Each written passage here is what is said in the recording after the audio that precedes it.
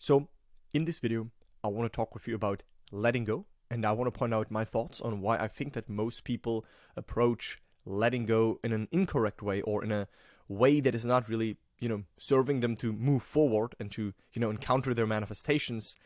And this is how it looks like for most people, right? They hold on to their rope as a representation for their current state or their desire, and they try to let go of it, right? They maybe imagine for a little bit, they maybe shift within, and then they ask themselves, how can I now let go of it, right? I no longer want this desire. I no longer want to be identified with my current circumstances and my current state. So how can I finally let go? And all their focus is on the practice of letting go. Whereas I make this statement, and in this video I want to back it up, and I want to give you my thoughts on this, that there is a way better approach instead of focusing on letting go. And that is what I want to show you in this video. And again, illustrated in this shift illustration right here is that people are in their current state, right? With their current circumstances, their current reality, they have their desired reality, or you have your desired reality, simply meaning, the circumstances that you want to encounter in the flesh, right? The things you want to see on the outside as well. If that is the relationship you want, if that's the money you want, if that's being more confident, if that's having another lifestyle, if that's having another friend group, more friends, or a new friend, or whatever it might be, right? Something that you desire as a state which is available, but which right now you haven't occupied within, right? Which right now isn't really natural for you, which right now seems as far away, as separate, and you want to now shift into that to make it tangible, to make it manifested. And again, most people now try to let go of this, right? They focus on, okay, this is who I am right now, or who I've been up until this point right now. So how do I now let go of this, right? How do I let go of all of this and be this? Well, there is a way, and that is what I will explain right now. So, like Neville said, first of all, to now get started with all of that, he said, letting go is true detachment. There is no worry, fear, or obsession. You trust that it is yours because you know that it is. The evidence is already within you.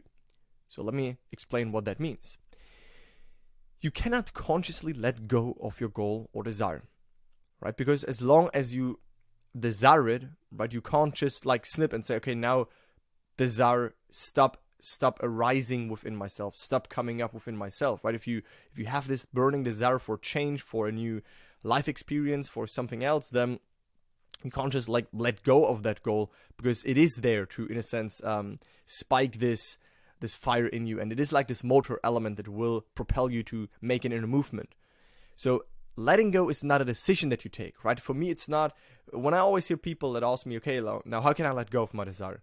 I'm like, you can't really let go of your desire, but again, there is something that will happen when you understand this correctly, where you will automatically let go. And this is what I want to explain, right? Letting go is not a decision you take. It's a result of successfully, subjectively appropriating your desire state. Let this sink in, right? If we look back to this illustration, then instead of trying to let go, right, instead of focusing on how can I let go of this rope, how can I let go of this rope, why don't we focus on actually, subjectively appropriating this state in our inner world, making this natural, returning back to it. That's our desire. Amazing. So it comes up. So let me within myself now shift in the state where it's no longer a desire, but where it's natural for me, where it's obvious to me, where it's certain to me, but where it's natural. And then automatically, the more I live in that state, no longer will I identify with the old man, like Neville said, right? The old state. So again, it's not a decision that you take where you snip and you say, okay, now let go.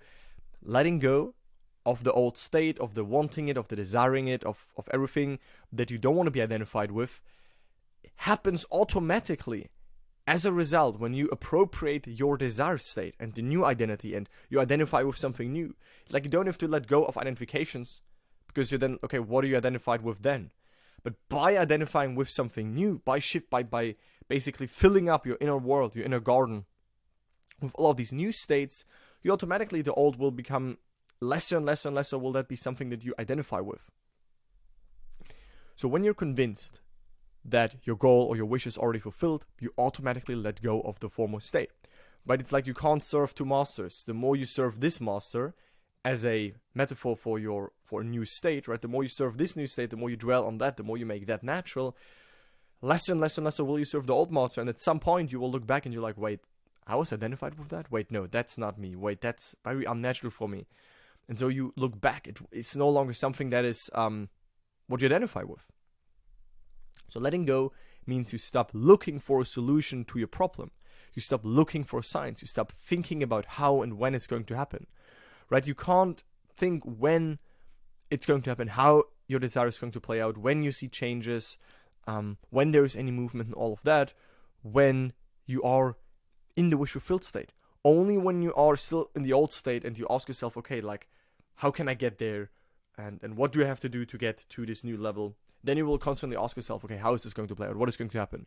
Once you live within in the wish fulfillment and you make that natural and you come back to it, it's usually not a one-time thing. It's not like reading a book that you close, boom, and you put it aside and that's it. No, it's like you carry that new state with you wherever you go, like a fragrance. And that's a key, right? And here's my statement. If you stand on top of the mountain, you don't think about how to get to the top of the mountain. Let it sink in. If you stand on top of the mountain right now, okay, you don't think, oh, how will I get on top of the mountain? You are already there. And now let's take this in the practical world, so to speak. Let's just say you want to, get a new job opportunity, be in a new job. You want to be in the relationship. You want to change the health situation. You want to change your lifestyle, right? So when you now see that new state and you think of it, right? You think, basically, you look on top of the mountain. You ask yourself, oh, how will I get there? What do I need to do to get there? You think of it, right? And there seems to be it seems very overwhelming because we don't know, we can't really so wisely work out all the ways, right? Because there are infinite ways that lead us there. But if we try to make these ways from the old state, it will be very exhausting and we won't have that access to that wisdom because we're limited to just our current state. If we place us within already in the end, so in this example, being on top of the mountain, having the relationship, being healthy again, having the desired job, right? If we already place us there, then in that moment, we cannot desire any longer. We cannot ask, how will this going to play out? Because within we are already there, right? And then that new state that we started to awaken within ourselves, that new state will then lead us, will then basically give us the right impulses because we dwell in that state within. And the state, your inner state, is always responsible for your impulses, your reactions to life, your thoughts, your actions, the results you get. So we want to let the end state lead. So letting go does not mean also, that's also, I would say, misconception that some people have, that you have to stop thinking about your goals or desires. Meaning, of course, it can be that you want to manifest that thing, and throughout the day, okay, a thought about the desire comes up, right? You think, oh, yeah, that's the thing I'm manifesting, or that's the desire, right? But that's not a problem as long as it's not coming from this, it would be so nice, I'm lacking this and I wish I could have this. I mean, if it's coming from that attitude, then be honest with yourself, check in with yourself, and then we want to maneuver back. But if it's simply kind of like already looking forward to it, anticipating it, being excited for it, then that's very good because you can be excited about the manifestation, right? You can only be excited about something that you're sure is going to happen. So when you think about your desire, you don't need to let go of thinking about your desire, right? Again, if it's going in the direction of thinking of it again, and you say, oh, I wish I could have this soon, or oh, this is not in my life yet, I wonder when this finally is going to happen, I hope that maybe at some day I'm really able to do that, to get that, to manifest that. That is a sure sign that you're in a state of not having it, of not being it. Then we can maneuver back. But if it's simply a calm confidence about it, and you look forward to it, and you just have a thought about your desire, there's no problem on that. So letting go is living in the end, right? There's no need, there's no desire, there's no lack. It's done. That does not mean, like I say in many videos, that we do not want to experience it in the flesh, right? Letting go of desiring it and being in the wish fulfilled still means that, okay, yeah, sure, I want to also experience this on the outside, but it's no longer I need this, or I lack this, and I wonder and I hope. It's kind of like a certainty that you've developed in yourself that you are already who you want to be, and then you're like looking forward to it and you still want to experience it on the outside. And here's a quote from Neville. He said, "If you think of your desire during the day, give thanks that it is already an accomplished fact, because it is." Right? So you can always, when you catch yourself thinking of it and you spiral, all of that, then become calm, zoom out, take a breath, take a step back, observe all of that, become aware of your reactions, of your self-talk, of how you perceived your desired state, and then again place yourself in the wish fulfilled state instead of keep desiring it. Right? Desiring is thinking of, which implies to the mirror of life that you're not it yet. The mirror of life only takes its cue from what already is in yourself. So when you're in this state of, I'm not having it, I'm trying to get it, the mirror of life can't reflect back to you results. So then we have to go back into I am it right now. We give thanks that is an accomplished fact, or we experience it again through our imagination as already being done. And this is basically my second image, right, on this illustration that I showed you in the beginning, which is that instead of trying to let go, because if this woman would now let go of this rope, she would fall, right? What would she then hold on to? But if this woman would focus on grabbing the rope right next to her, right? Let's just imagine here's another rope. This one is like hanging right here, and she wants to let go of this state, and she's focusing on, how can I let go? How can I let go? I need to let go. If she lets go, she will eventually come back to this, because she hasn't really focused on making this natural. But if she would focus on actually, reaching to the rope that you want to hold on to, and put both of her hands on the new rope as a representation for the new state, the new reality, then she will have automatically let go. And then she will, be on the new rope in the new state, and then she will look back and be like, oh, that was me, cool. But it didn't happen by focusing on letting go. It happened by focusing on shifting your awareness and identifying with the new state, and then you have automatically let go. That's why I said it's a byproduct. It's not something you have to focus on. It's not that your focus is on letting go.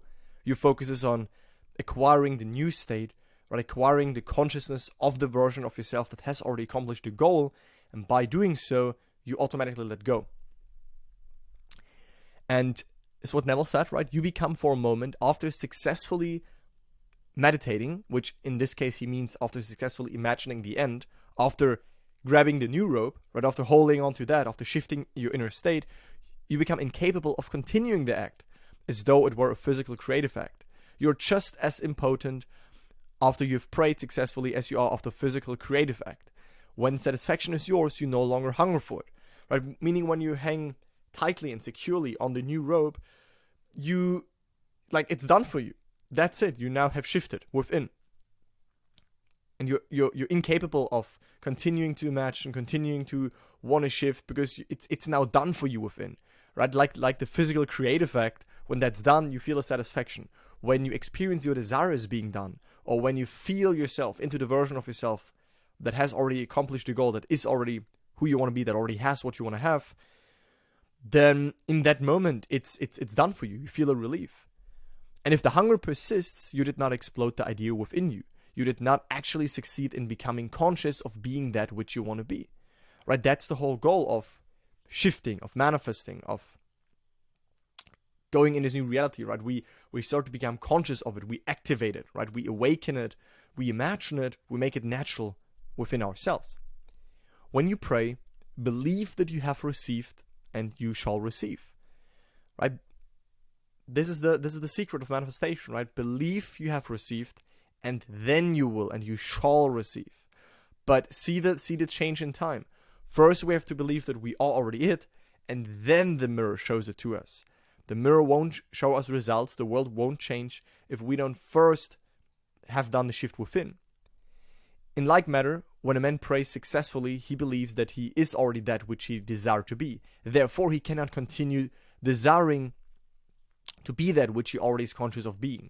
Right? The end of longing is being. The end of desiring is when you dwell in the wish fulfilled. You will stop desiring what right now you desire. If right now you desire this thing, this relationship, this money situation, you can't desire it when you are it. Right? And that's the goal. And once you are it, your world will reflect that to you and give you confirmation that you are it. Because that's what the world does. It's like this abundant mirror that always shows you who you are, what you believe to be true about yourself, what you've accepted about yourself, what's natural about yourself, that is what you get back. At the moment of satisfaction, physical and psychological, something goes out which in time bears witness to man's creative power. Disengage yourself from the whole vast belief that you formerly entertained, and hold in your imagination to the concept that you are the man you want to be. Right? This is basically, again, also confirmation from Neville, that when you hold on in your inner world to now being who you want to be, you will then let go of what you formerly entertained. Right? What you formerly entertained, that is its own state.